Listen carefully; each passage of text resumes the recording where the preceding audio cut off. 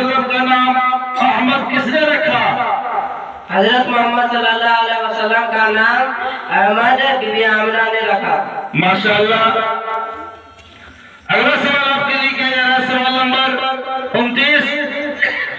آپ بتائیں حضرت عمر فاروق رضی اللہ عنہ نے کب اسلام قبول کیا؟ ہجرت سے 7 سال پہلے۔ ماشاءاللہ، بہت خوب۔ اگلا سوال آپ کے لیے ہے سوال نمبر 23۔ حضرت محمد مصطفیٰ صلی اللہ علیہ وسلم نے مکہ میں اسلامی سینٹر کے طور پر کس کا گھر منتخب کیا؟ حضرت زید بن ارقم رضی اللہ عنہ۔ ماشاءاللہ۔ اگلا سوال آپ کے لیے کیا جا رہا ہے، سوال نمبر 48۔